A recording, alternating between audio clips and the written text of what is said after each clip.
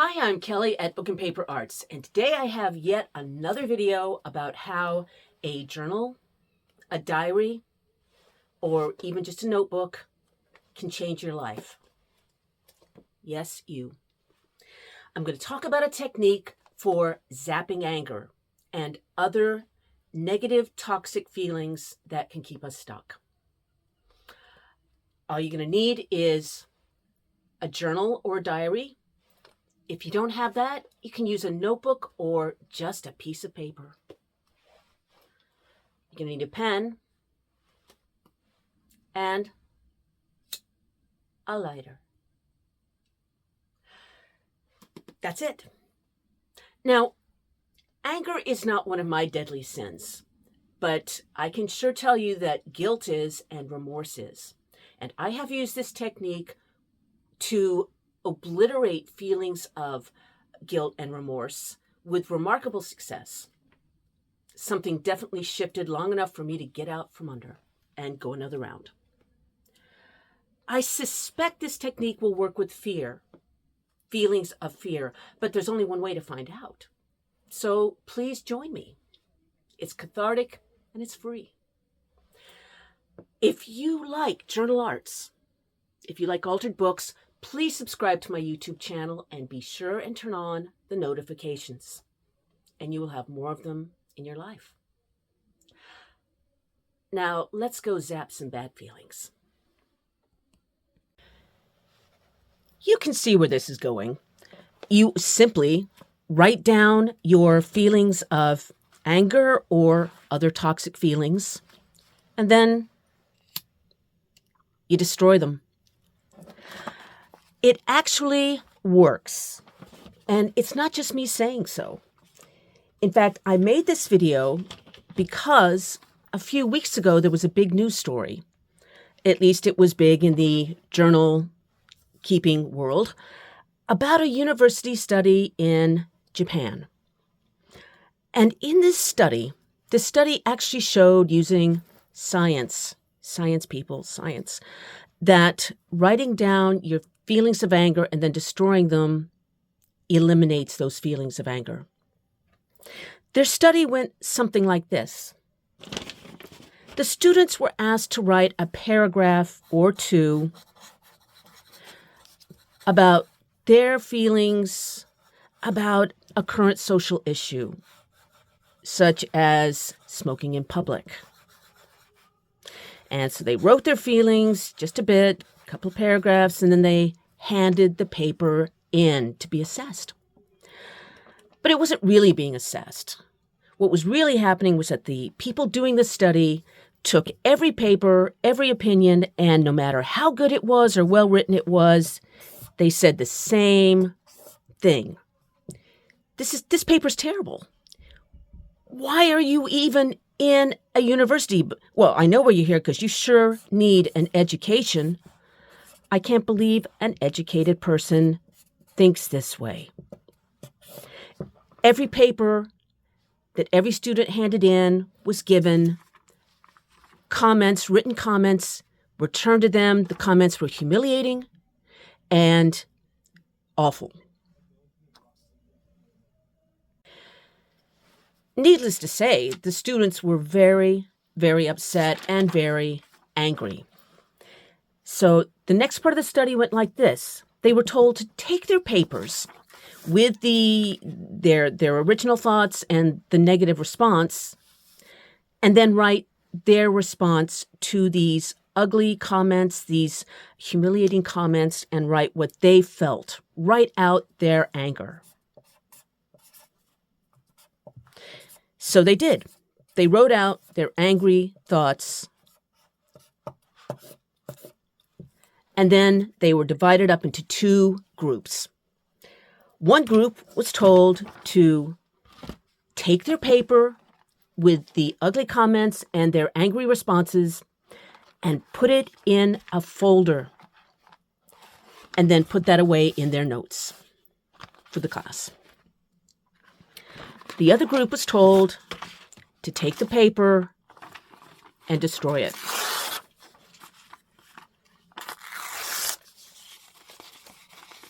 And what they found was remarkable. As for the results, the lead researcher on the study said, "We expected that our method would suppress anger to some extent. However, we were amazed that anger was eliminated almost entirely."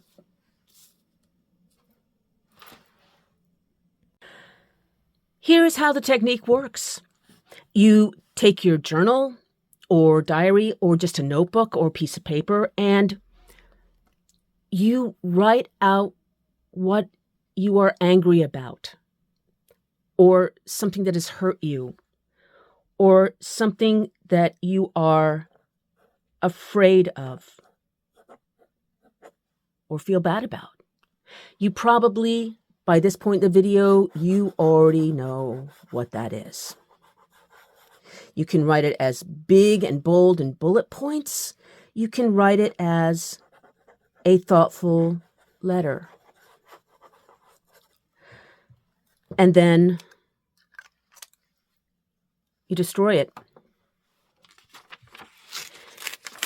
Now, actually, writing a letter to someone else or to yourself and then burning it is an established ritual in many practices. It has been for a long time. And that's because it works. It's very powerful.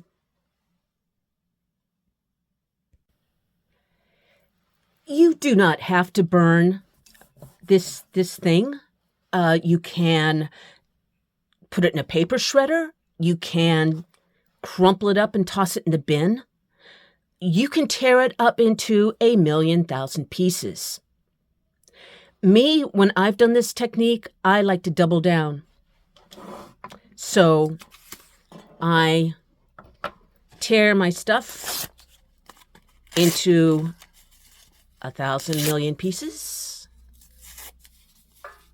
and then I burn them. Please, if you are going to burn paper and feelings and whatnot, take care. Please take care. Do it in a safe way, in a safe place. When I've done this technique myself, I do it in the kitchen sink. That way you can watch it burn, and then when it's all over, you can turn on the taps and get everything nice and soggy and wet and make sure that it doesn't go any further than that.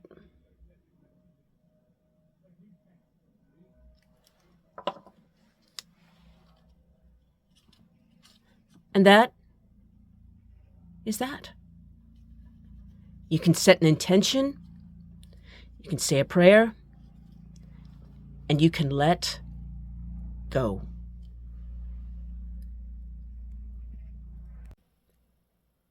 That's it. That's the hard part done. You have made a gesture, a real gesture to eliminating, to obliterating and zapping that anger and other toxic thoughts. Now you can pull up a cup of tea, take yourself for a walk, and go another round. A story that came out, a related technique that came out when this study was covered, was one of something called hakidashisara. The news coverage of this story said that this technique put them in mind of the practice of hakidashisara, which is a tradition that has been practiced for hundreds of years at a shrine also in Japan called the Hyoshi Shrine in Kyosu. And this tradition goes like this.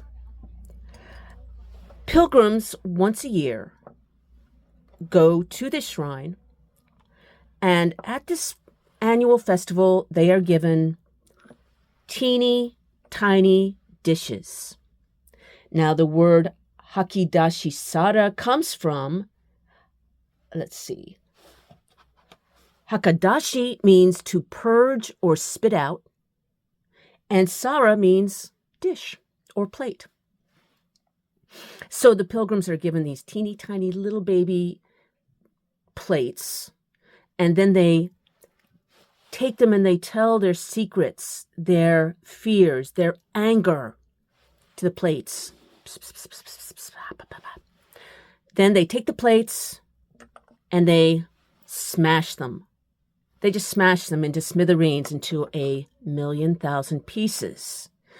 And then it is reported over and over that these pilgrims leave with feelings of relief and lightness and renewal.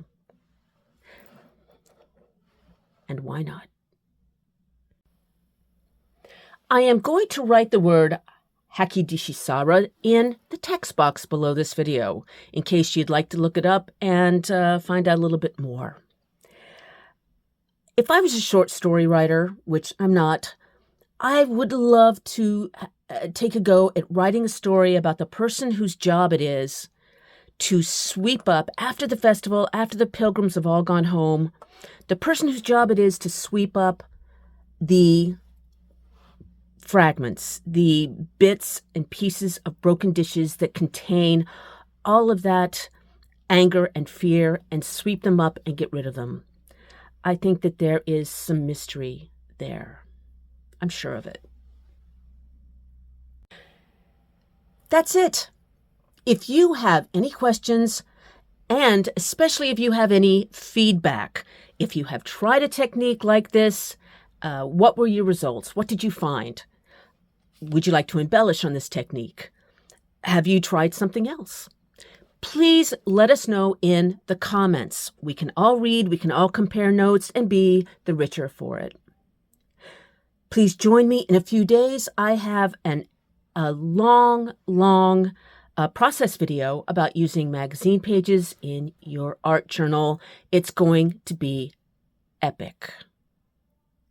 Until then, happy zapping.